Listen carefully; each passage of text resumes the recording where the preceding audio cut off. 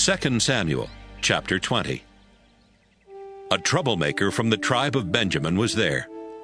His name was Sheba, the son of Bichri, and he blew a trumpet to get everyone's attention. Then he said, "People of Israel, David the son of Jesse doesn't belong to us. Let's go home." So they stopped following David and went off with Sheba. But the people of Judah stayed close to David all the way from the Jordan to Jerusalem. David had left 10 of his wives in Jerusalem to take care of his palace.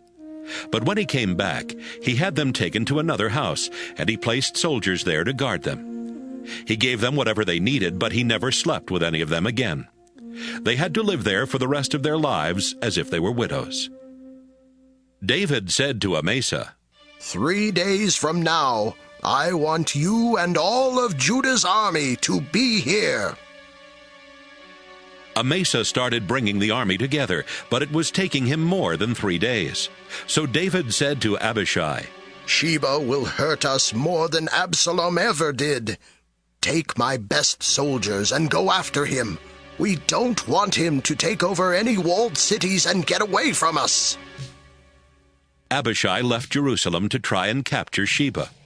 He took along Joab and his soldiers, as well as David's bodyguard and best troops. They had gone as far as the big rock at Gibeon when Amasa caught up with them. Joab had a dagger strapped around his waist over his military uniform, but it fell out as he started toward Amasa. Joab said, Amasa, my cousin, how are you? Then Joab took a hold of Amasa's beard with his right hand so that he could greet him with a kiss. Amasa did not see the dagger in Joab's other hand. Joab stuck it in Amasa's stomach, and his inside spilled out on the ground. Joab only struck him once, but Amasa was dying. Joab and his brother Abishai went off to chase Sheba. One of Joab's soldiers stood by Amasa and shouted, If any of you like Joab, and if you are for David, then follow Joab. Amasa was still rolling in his own blood in the middle of the road. The soldier who had shouted noticed that everyone who passed by would stop, so he dragged Amasa off the road and covered him with a blanket. After this, no one else stopped. They all walked straight past him on their way to help Joab capture Sheba. Sheba had gone through all of the tribes of Israel when he came to the town of Abel-Beth-Maachah. All of his best soldiers met him there and followed him into the town. Joab and his troops came and surrounded Abel, so that no one could go in or come out. They made a dirt ramp up to the town wall, and then started to use a battering ram to knock the wall down. A wise woman shouted from the top of the wall, Listen to me!